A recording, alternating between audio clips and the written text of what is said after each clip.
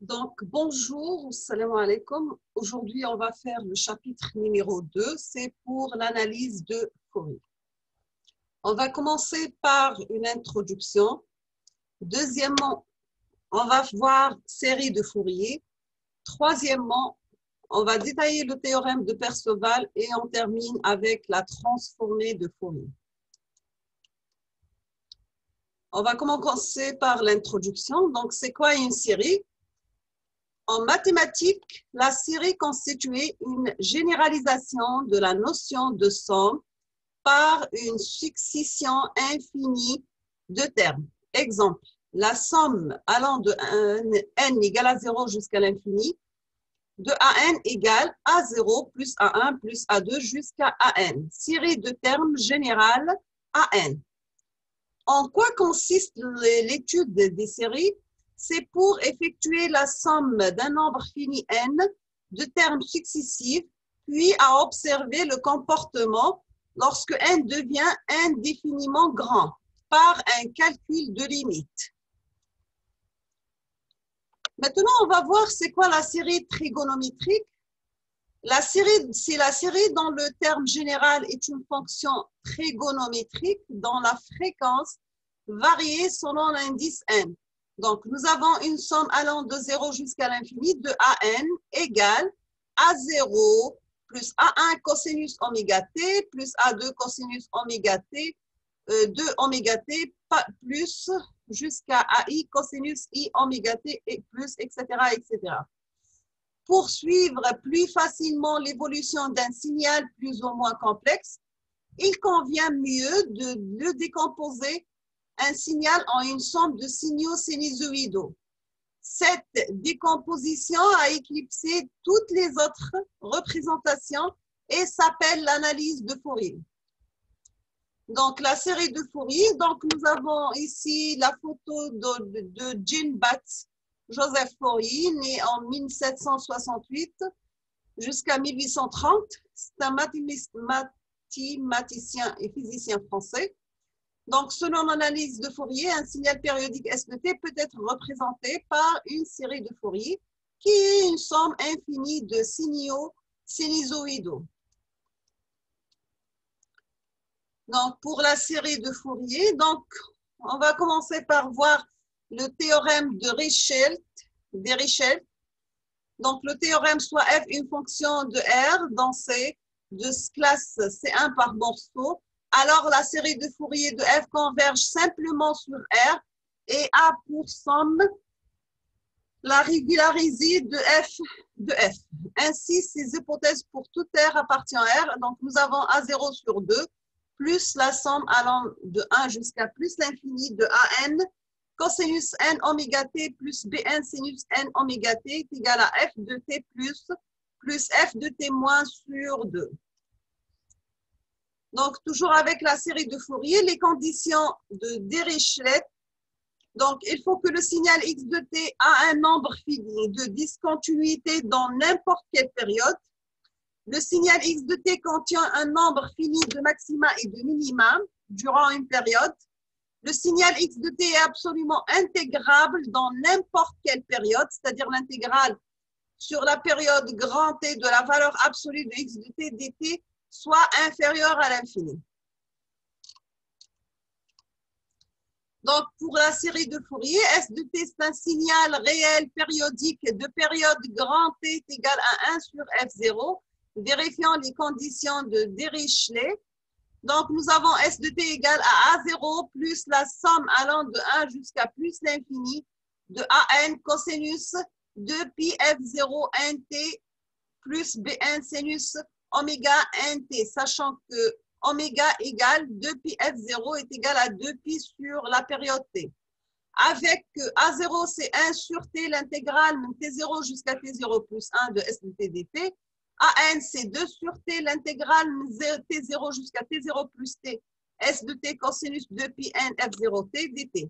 Et les Bn, c'est 2 sur t, l'intégrale T0 jusqu'à T0 plus t grand t, de S de t par sinus 2pi n F0 t dt.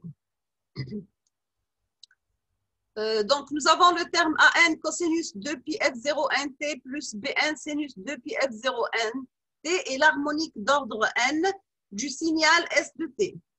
L'harmonique d'ordre 1 correspond au fondamental et l'harmonique d'ordre 0.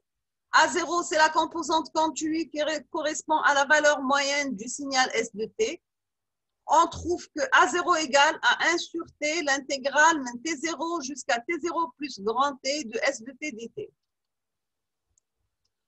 Ici, on va voir la série de Fourier en complexe. Donc, si on utilise les formules trigonométriques, on peut facilement démontrer qu'un signal périodique S de T peut s'écrire sous la forme complexe suivante. Donc, nous avons S de T égale, c'est la somme allant de moins l'infini à plus l'infini de Cn exponentielle G de pi F0 nt.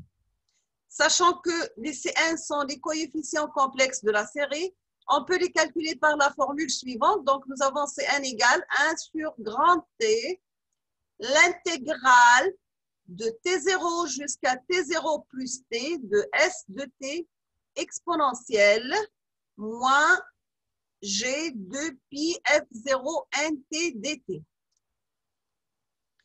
Et on peut mettre S de T sous la forme d'une somme allant de moins l'infini à plus l'infini de Cn exponentielle G de pi F0 nt. La représentation complexe donc, signifie tout simplement que chaque composante spectrale est une sinusoïde ayant une amplitude, un module de C de n et une phase, c'est l'argument de C de n. Maintenant, on va voir la série de Fourier en cosinus. Partons de la relation trigonométrique A cosinus x plus B sinus x qui est égale à la racine de A carré plus B carré fois cosinus x plus arc tangente moins B sur A. Bien sûr, nous avons S de T égale A0 plus la somme allant de 1 jusqu'à l'infini de AN cosinus n oméga T plus BN sinus n oméga T. Le résultat, c'est S de T égale à grand A0 plus la somme allant de 1 jusqu'à l'infini de AN multiplié par cosinus de pi n F0 fois T plus alpha de n. La série de Fourier en cosinus égale à S de T égale A0, grand A0, plus la somme allant de 1 jusqu'à l'infini de AN cosinus de pi n F0T plus alpha n. Sachant que grand A0 est égal à petit A0 sur 2 et AN égale, c'est la racine de petit a de n élevé au carré plus bn élevé au carré. Et alpha n égale arc tangente moins bn sur an. On va voir des cas particuliers. Donc, nous avons f appartient à l'intervalle moins t sur 2 jusqu'à t sur 2. Et dans l'espace R, une fonction intégrable sur un intervalle de moins t sur 2 jusqu'à t sur 2. Si f est pair, alors nous avons l'intégrale de moins k à k de f de x dx égale 2 fois l'intégrale de 0 à k f de x dx. Si f est impair, alors l'intégrale de moins k à k de f de x dx égale à 0. Si f est développable en série de Fourier, alors nous avons des cas particuliers. Si f pair, alors A0 égale 1 sur t, l'intégrale de moins t sur 2 jusqu'à t sur 2 de f de t dt est égale à 2 fois l'intégrale, 2 fois sur t, l'intégrale de 0 à t sur 2 de f de t dt. Sachant que an égale à 2 sur grand t, l'intégrale de moins t sur 2 jusqu'à plus t sur 2 de f de t cosinus n oméga t dt est égale à 4 sur t, l'intégrale de 0 à t sur 2 f de t cosinus n oméga t dt. Et les bn égale à 2 sur grand t, l'intégrale de moins t sur 2 jusqu'à t sur 2 de f de t sinus n oméga t dt. Donc, nous avons ces f impairs, alors les A0 égale à 0, les AN égale à 0, et on va calculer seulement les BN, sachant que BN égale à 2 sur T, l'intégrale de moins T sur 2 jusqu'à T sur 2 de f de T sinus n oméga T dt, qui est égal à 4 sur t, l'intégrale de 0 à t sur 2 de f de t sinus n oméga t dt. Exemple, nous avons S de t un signal périodique de période t0 qui est égal à 1 sur f0 et pair. Ses coefficients de Fourier sont A0 égale à 1, A1 égale à 1,5, A2 égale à 1, A3 égale à 2 sur 3. Et les AK égale à 0 pour K supérieur à 0. Donc, on voit sur la figure que les AK, donc c'est 1, 1,5, 1 et 2 sur 3 pour F égale à F0, 2, F0 et 3, F0. Voici la série de Fourier donc pour A est égal à 1, plus 1,5 cosinus 2 pi F0t, plus 1 lié à A2 cosinus 4 pi F0t, plus 3 sur 2 lié à A3 cosinus 6 pi F0t. Donc, à la fin, on aura ce signal S de t.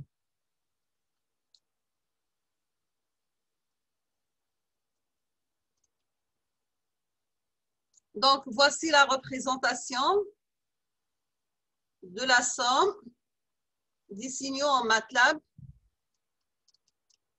Donc, voici un deuxième exemple, soit la fonction créneau f de t représentée sur la figure suivante. Donc, de moins l'infini à moins t sur 4 égale à 0 et de 3t sur 4 jusqu'à plus infini égale à 0 et de moins t sur 4 jusqu'à t sur 4 qui est égal à v0 et la même chose pour l'intervalle soit centré à grand T. Si on va calculer les coefficients, A0 est égal à 1 sur t, l'intégrale de moins t sur 2 jusqu'à t sur 2 f de t dt, qui est égal à 1 sur t, l'intégrale de moins t sur 4 sur t sur 4, v0 dt, qui est égal à v0 sur t fois t entre moins t sur 4 à t sur 4, qui est égal à la fin de v0 sur 2. Maintenant, si on va calculer les AN, on va utiliser la formule suivante. Donc, les AN, c'est 2 sur grand T, l'intégrale de moins T sur 2 jusqu'à T sur 2, f de T cosinus n oméga T. On va remplacer f de T par V0. Et les bornes, c'est moins T sur 4 à T sur 4. Et après, on aura à la fin ce résultat. Donc, on aura A0 égale 2 V0 sur n pi, sinus n pi sur 2. Donc, si n est un nombre pair, donc on aura n égale à 2 pi, on aura sinus n pi sur 2 qui est égal à sinus pi, p pi égale à 0. Si n est un nombre impair, donc petit n est égal à 2 pi plus 1, on aura sinus égal à moins 1 à la puissance p. Donc, an égale, pour le cas pair, 0. Pour le cas impair, c'est 2v0 sur 2p plus 1 fois pi, le tout fois moins 1 à la puissance p. Maintenant, si on va passer au calcul des Bn, nous avons Bn égale 2 sur t, l'intégrale de moins t sur 2 jusqu'à grand t sur 2 de f de t sinus n oméga t. On va remplacer f de t par v0, les bornes de l'intégrale moins t sur 4 jusqu'à plus t sur 4. Après, on aura Bn égale à 0. Finalement, la décomposition en série de Fourier du créneau s'écrit sous la forme algébrique comme suit. F de t égale à V0 sur 2 qui est le A0 plus la somme des AN cosinus 2 pi plus 1 oméga t.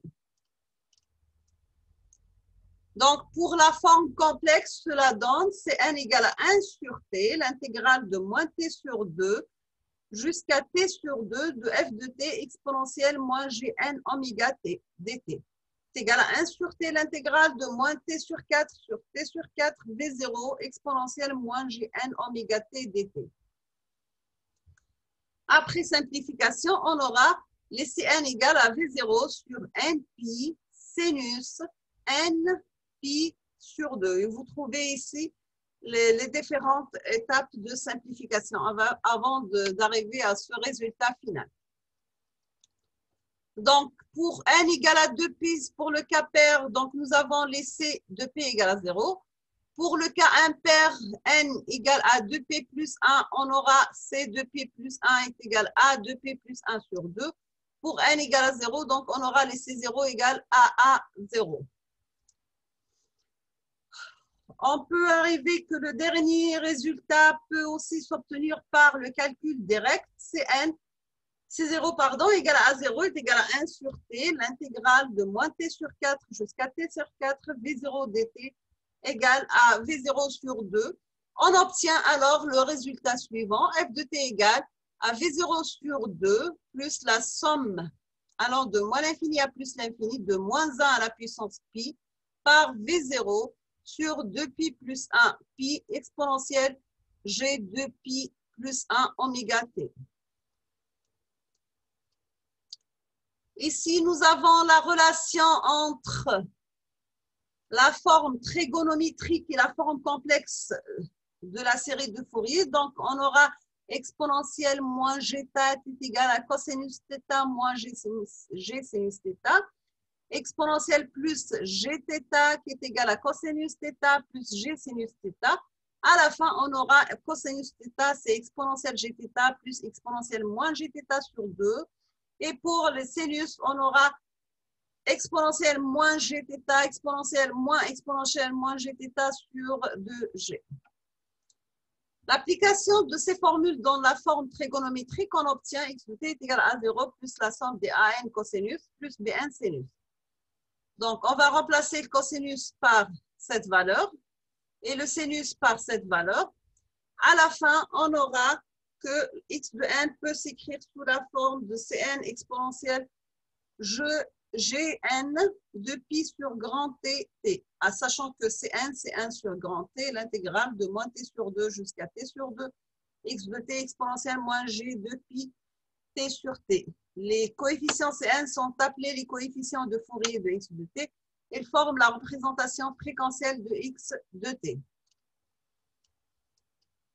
Nous avons quelques remarques à faire pour la série de Fourier. Donc, si on pose grand F qui est égal à 1 sur grand T, les deux formes de la série de Fourier s'écrit alors x de t est égal à 0 plus la somme allant de 1 jusqu'à plus l'infini an cosinus de pi n ft plus bn sinus de pi n ft.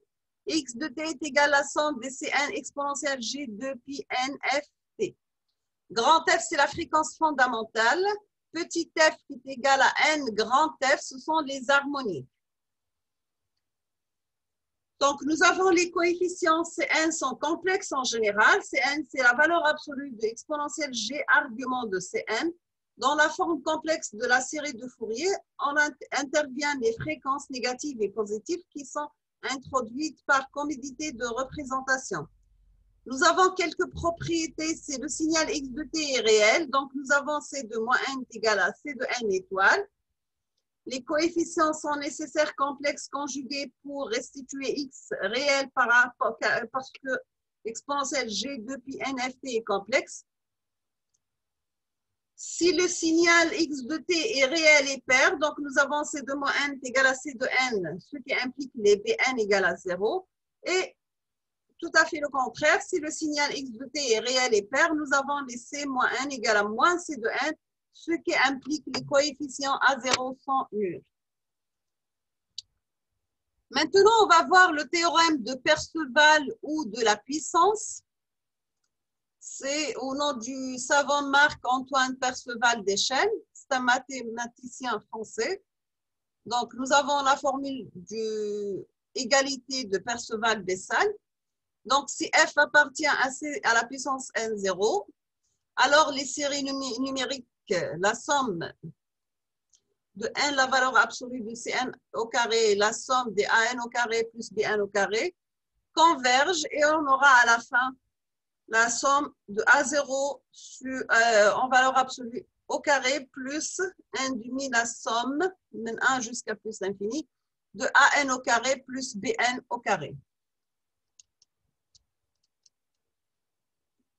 Le théorème de Perceval établit une relation entre la valeur moyenne du carré du module d'une fonction périodique et les coefficients de la série de Fourier décrivant la fonction.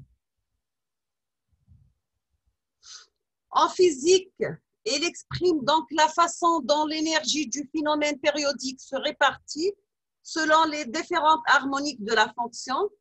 Et il faut retenir que l'énergie du signal est égale à la somme des énergies de ses composantes, bien sûr. Donc, comment faire pour les signaux non périodiques? Considérons que la période grand T est infinie quand f tend vers 0, bien sûr. Et comme les harmoniques sont multiples de grand F, l'écart entre les raies du spectre va donc devenir infini petit. On tend alors vers une représentation fréquentielle contenue. C'est la transformée de Fourier qui peut être vue comme une généralisation des séries de Fourier aux signaux non périodiques. Maintenant, on va voir la transformée de Fourier. On va commencer toujours par une définition, soit x, une fonction contenue de la variable t. Alors, la transformée de Fourier de x définie par la tf de x de t qui est égale à grand x de f, qui est égale à l'intégrale de moins l'infini à plus l'infini de x de t exponentielle moins g de pi ft dt. Tf désigne la transformée de Fourier directe. Soit f de t est une fonction admettant pour transformée de Fourier, alors pour f de t peut s'écrire x de t, c'est la transformée de Fourier inverse de x de f, qui est égale à l'intégrale de moins l'infini à plus l'infini de grand x de f exponentielle g de pi ft df. Tf moins 1, c'est la transformée de Fourier inverse. Donc, pour la transformée de Fourier, nous avons grand x de f est égal à l'intégrale de moins l'infini à plus l'infini de x de t exponentielle moins g de pi ft dt. Ça, c'est la transformée de Fourier. X de t qui est égal à l'intégrale de moins l'infini à plus l'infini de grand x de f exponentielle g de pi ft df. C'est la transformée de Fourier inverse. Donc, nous avons la représentation fréquentielle d'un signal x de t par x de f, ou bien c'est le spectre du signal. Nous avons des notations par convention. X de t a pour transformée de Fourier x de f, et x de f a pour transformée de Fourier moins 1 x de t. X de f, c'est la transformée de Fourier de x de t. X de t, c'est la transformée en 1 de x de f. Il faut respecter certaines conditions de convergence, bien sûr. Il faut que x de t est absolument intégrable, c'est-à-dire que l'intégrale de moins l'infini à plus l'infini de la valeur absolue de x de t dt soit inférieure à l'infini. Il faut que x de t a un nombre fini de maxima et de minima dans tout intervalle fini. Il faut que x de t a un nombre fini de discontinuités dans tout intervalle fini. De plus, chacune de ces discontinuités doit être finie.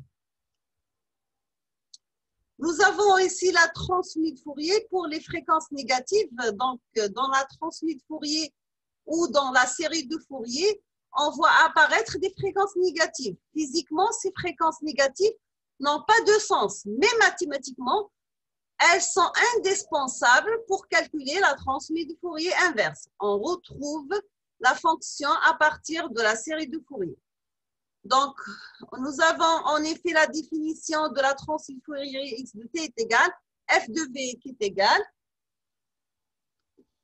à l'intégrale de moins l'infini à plus l'infini de f de t exponentielle moins g de pi vt dt. C'est la tf de f.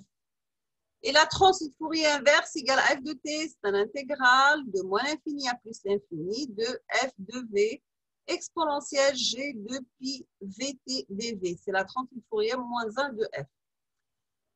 Si on oublie les fréquences négatives, alors on a une expression de type f1 qui est égale, c'est l'intégrale de 0 à l'infini de f de v exponentielle g de pi f vt dv. C'est la transformée de Fourier moins 1 de f. La fonction f1 est alors différente de f de t. Et f1, c'est une fonction complexe. En résumé, il faut faire avec les fréquences négatives. Maintenant, on va voir quelques propriétés de la transformée de Fourier. On va commencer par la linéarité. Donc, si nous avons x de t a pour transformée de Fourier grand x de f, et y de t a pour transformée de Fourier y de f, automatiquement, Nous avons AX de T plus BY de T, A pour transmis de Fourier, AX de F plus BY de F. Maintenant, on va voir la symétrie. Si X de T est un signal réel, nous avons grand X de moins F égale à X conjugué de F, d'où les propriétés suivantes. La partie réelle de X de F, c'est la partie réelle de X de F pour le cas impair. La partie imaginaire de X de moins F, c'est moins M, la partie imaginaire de X de F pour le cas pair. Et pour le cas pair, la valeur absolue de X de moins F, c'est égal à la valeur absolue de plus de X de F. Et pour le cas de X moins F, c'est moins la valeur absolue de X de F pour le cas impair. De plus, X de T, c'est un signal pair, alors le X de F est purement réel. Troisième propriété, c'est le décalage temporel. Donc, nous avons X de T moins T0, A pour transmis de Fourier, X de F exponentielle moins G de pi F T0. Conséquence, un décalage temporel n'affecte pas le module de la transformée de Fourier. Nous avons comme quatrième propriété le changement d'échelle. Donc, XAT, A pour transmis de Fourier 1 sur A, X de F sur A. Cinquième propriété, c'est la dualité, c'est-à-dire si X de F, T, pardon, A pour transmis de Fourier X de F, alors X de T, A pour transmis de Fourier X de moins F. Pour la dérivation, nous avons la dérivée de X de T par rapport à T, A pour transmis de Fourier, G de pi F, X de F. Pour l'intégration, l'intégrale de moins l'infini à T de X de taux des taux, A pour transmis de Fourier 1 sur G de pi F, X de F, plus 1 demi grand X de 0 par Dirac de F. Nous avons aussi la conservation de l'énergie pour les signaux à énergie finie. Donc, nous avons l'égalité de Perceval. E de X de T, c'est l'intégrale de la valeur absolue de X de T élevé au carré. C'est l'énergie de X de F qui est égale à l'intégrale de X de F élevé au carré df. Donc, voici les principales transformées de Fourier. Donc, si nous avons un Dirac domaine temporel, A pour transmis de Fourier égale à 1. Si nous avons une constante, à la pour transformée de Fourier, Dirac de F. L'échelon unité, A pour transformée de Fourier, 1 sur G de pi F plus 1 demi Dirac de F. L'exponentielle, exponentielle moins alpha T UT, c'est 1 sur A plus G de pi F. Exponentielle moins AT, on a fait la partie positive, on a tout au long de l'interface, c'est 2A sur A carré G de pi F élevé au carré. Gaussienne, exponentielle moins T carré sur sigma au carré, c'est sigma exponentielle moins P sigma carré F carré. Nous avons l'exponentielle complexe, exponentielle G de pi F0T, c'est Dirac de F moins F0. Le cosinus de pi F0T, c'est 1 demi de Dirac de F moins F0 plus Dirac de F plus F0. F0, pardon. Sinus de pi F0T, c'est 1 sur 2G Dirac moins F moins F0 moins Dirac de F plus F0. Pour la fonction rectangle, elle a pour transmis de Fourier T sinus cardinal Ft. Sinus cardinal, T sur grand T, a pour transmis de Fourier TR rectangulaire de FT. Pour le triangle de T sur grand T, a pour transformer de Fourier T sinus cardinal au carré TF. La peigne de Dirac, c'est la somme de Dirac de T moins 1T, est égale à 1 sur grand T. La somme de Dirac de T moins 1T, qui est égale à 1 sur T, la Dirac 1 sur TF. Donc, on va voir aussi le théorème de Perceval. Si nous avons deux signaux, x de t et y de t admettent une transmise de Fourier x de f et y de f respectivement. Donc, nous avons l'intégrale de moins l'infini à plus l'infini de x de t par y étoile de t dt est égal à moins l'infini à plus l'infini x de f, y étoile de f df. Le cas particulier, nous avons l'intégrale de moins l'infini à plus l'infini de x de t au carré dt qui est égal à l'intégrale de moins l'infini à plus l'infini de x de f élevé au carré df. Ce théorème indique que l'énergie est conservée dans les représentations en temps et en fréquence. Voici un exemple. On considère la fonction x de t est égale à recte de t sur grand T. Calculer la transformée de Fourier. Calculant de la transformée de Fourier, donc nous avons x de f, c'est l'intégrale de moins l'infini à plus l'infini de x de t exponentielle moins g de p ft dt, qui est égale à l'intégrale de moins t sur 2 jusqu'à t sur 2 exponentielle moins g de p ft dt. Après simplification, à la fin, on aura t sinus cardinal ft. La représentation graphique du module est de phase, donc la TF de x de t est réelle. Le module n'est autre que la valeur absolue, donc la valeur absolue de x de f est égale à t, la valeur absolue de sinus cardinal ft. Donc ça, c'est le spectre réel et ça, c'est le spectre d'amplitude. Donc voici un mini-test numéro 2. Pourquoi utilise-t-on la transformée de Fourier discrète? Sur quels signaux utilise-t-on la transformée de Fourier discrète? Que représentent les valeurs des AN et BN et que représente la valeur A0? Donc, je vous remercie. Et comme toujours, n'hésitez pas à poser des questions si vous avez des questions. Je vous souhaite bon courage et bonne révision aux prochaines vidéos, Inch'Allah. Merci beaucoup.